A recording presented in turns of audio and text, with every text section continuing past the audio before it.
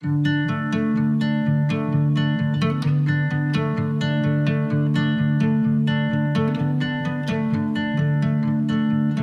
had this enormous success in the early 80s as a singer, songwriter and performer.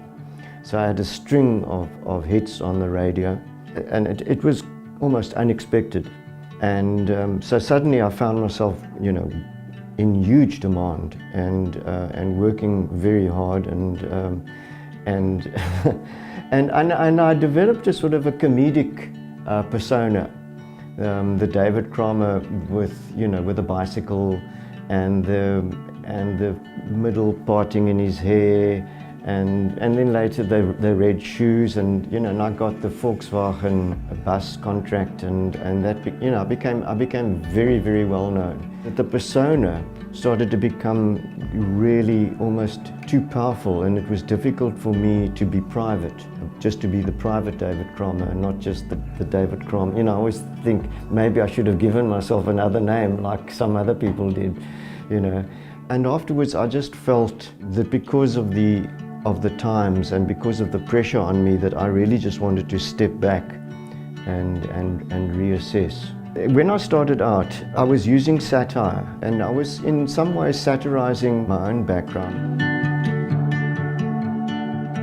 At high school, my first experience of being banned was, we had a debating society at high school, and I was often asked to be the entertainment. The girls' high school and the boys' high school would come together. And at that time I was, singing Beatles songs and things like that. But I also liked Des Lindbergh and Jeremy Taylor had, done satirical South African songs like Ach Please Daddy, and Des Lindbergh had this Die Gezoem van die Beie. So I went on stage and sang this song, Die Gezoem van die Beie. But I thought, let's stick to the rules.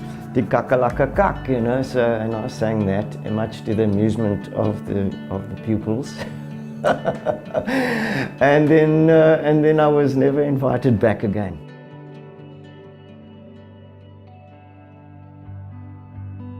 I suppose within my work I was always pursuing a kind of honesty. I didn't always foresee what was going to happen. When I recorded the first album, the Bakgat album, and I was mixing languages, and I was, I was accused of godslastering, blasphemy, because I used the words and some swearing in it. It was at that time completely unacceptable, certainly to the SABC, and they wouldn't play. They wouldn't play my stuff. And yet the record company was really surprised to find the albums were selling so well, So despite not getting any radio play, despite being banned by the SABC, that was a successful album. Was I involved in nation building? Again, not consciously. That's not what was on my mind. I suppose I was trying to construct something, an identity for myself. Apartheid was saying we have different cultures, and we can separate those cultures, and that's the separate development idea. You speak that language, you have that culture. We speak this language, we have this culture. That, even as a young person, seemed like a madness to me. I knew that reality wasn't like that. I knew that culture didn't work like that.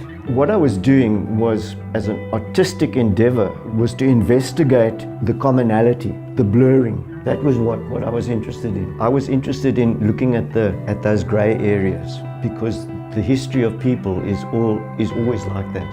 It's mixing. It's one person influencing another person. And I suppose my own background, my grandfather coming from Lithuania, marrying an Afrikaans-speaking farmer's daughter, these two cultures coming together, forming something new, for me that was interesting. So that's what I was trying to do. So the work has an influence on people. It starts to cross boundaries. People from all walks of life are able to identify with the work.